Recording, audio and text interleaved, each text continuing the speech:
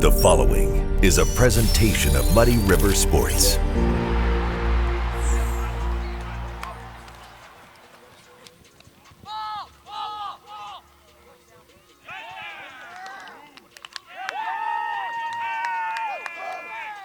I mean, it means everything, all the hard work paying off, and then going up there, meeting that culture, and loving the coaches up there.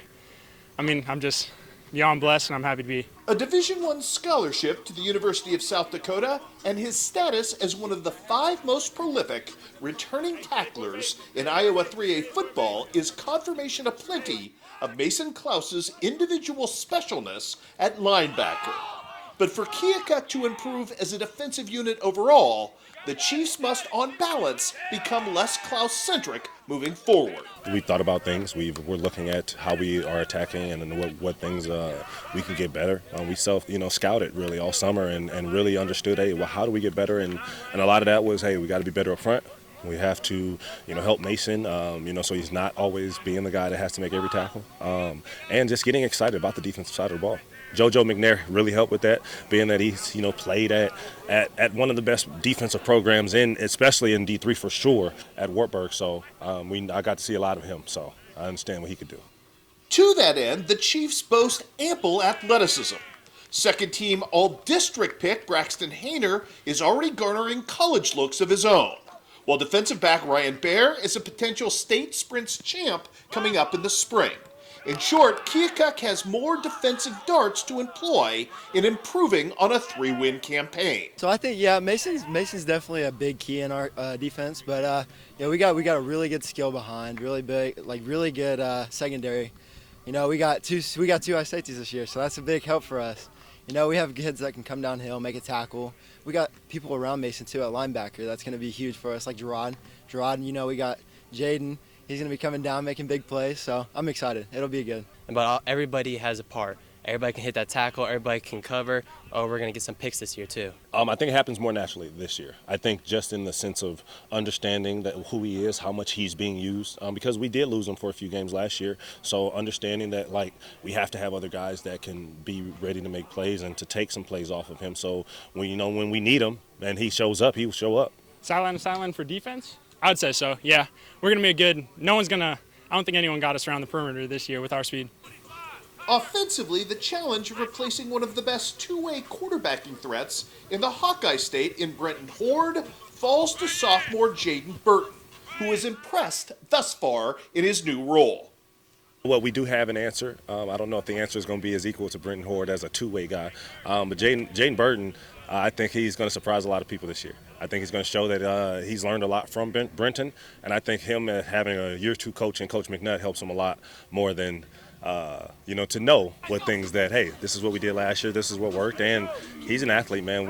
I think people are going to be excited, and they'll know this kid's name for some years to come. Jaden stepping in as a sophomore, coming in here and learning things as fast as he can, I'm proud of him. I'm proud of the strides he's taken, and I think as he gets his first couple games under his belt, he's going to learn a lot and get a lot better. Oh, I'm so excited. Chemistry with Jaden and all of our receivers and just everything that we have going around and all of his weapons that he can use, We got people we can send on the field and we're getting touchdowns. Yes, I think so, and I think I'm going to put in a lot of work this year. I'm going to learn, and I'm going to show y'all.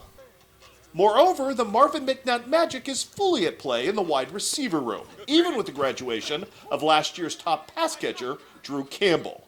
Mason Klaus and Jalen Clark are formidable tight end options. Kurt Joy had a 24 yards per catch average as a freshman last fall, and Ryan Baer and Braxton Hayner can certainly help fill the pass pattern ably as well. Competitiveness, right? They love this game. And that's the thing, so they find time to try to get better every day, try to improve, take good coaching. There's a coach that's helping them a lot, Coach JoJo this year, that's really been a big help to me and our staff, adding him as an addition to give them some extra guidance while I can go coach maybe my quarterbacks or get with the other groups. But yeah, I think we have a couple groups. We got, second fastest kid in the state in Ryan Baer. You have Kurt Joy, who was a freshman that showed out a lot last year, and then Chase, once he gets back from his hiatus in the first couple games, it's going to be exciting to watch with that group. And so Jaden has some weapons that maybe Brenton didn't get to use last year because they were all young last year. So a year of all those guys being varsity receivers, I think helps. You like that ability to stretch the field? I mean, especially with a kid like Ryan, who I don't think really came into his football own last year. Is he closer? You know, he definitely is. He definitely is. He's grown up in that frame, and he's grown up in that mindset. And he doesn't have a Drew who Brenton was Brenton's favorite target. You know, his best friend is Jaden, so that's actually a really good thing for him this year. Oh yeah, it definitely does. So with Ryan, you know, being the fastest kid, that's going to help us score more touchdowns. That's going to help us get down the field more, make us better as a team in general. Braxton puts in a lot of work on his own time as well. He's always improving. Every time I see him come to this field, it's like he learns something new. He's always taking coachability right. So, I mean, he's going to be better than ever. I love all my receivers. Are super fast. They can make cuts. I know they can catch the ball. I love my tight end Mason. He can get into open space, and I love seeing that. I can hit the ball wherever I need to. I just love them all. Cedar Rapids Kennedy Jr. transfer Gerard Juice Anderson also passes the eye test as a potential feature back. We've got a lucky gift from us from up north, and a young kid named Gerard that I think will show himself as a contender for a pretty good running back in this conference and in the state this year. Running game, Gerard's a big piece. He's going to be great. He can get through any block. And unlike last year at this time, the Chiefs possess an offensive lineman with varsity experience in center John Hennick. Overall, Marvin McNutt expects across-the-board improvement in the trenches up front. Yes, I think they will be better this year. Actually, I know they will be. I'm ready for them to show what they can do. We got more experience under the line's belt, and, I mean, another year of coaching under McNutt and really enforcing the line and what we're going to do this year. Really, the biggest challenge was, you know, it's new coach, new system, new culture, and just us getting used to each other and who guys are. Like I say, you got a summer with guys you really didn't understand, like, all the things that you know about each individual kid, and just like what things that you know you kind of got to build into them a little bit more. So yeah, I love it. We're excited for this year. We got some young guys, some line play that's been really you know an uplifting to us in this summer season. And as well from top to bottom in his program, including his own efforts behind the headset. One thing I would say I've learned most from my head coach up in Iowa City is, you know, every day is an opportunity to improve, right? We're improving every day, and that's what I ask for the guys, right, is improvement, right? We talk about last year didn't go the way we wanted. Obviously, you always want to win games, but most importantly, did you get better as a culture? Did you get better as a team? Are you better young men? And at the end of the day, if we can answer those questions, we're satisfied with what we put out there.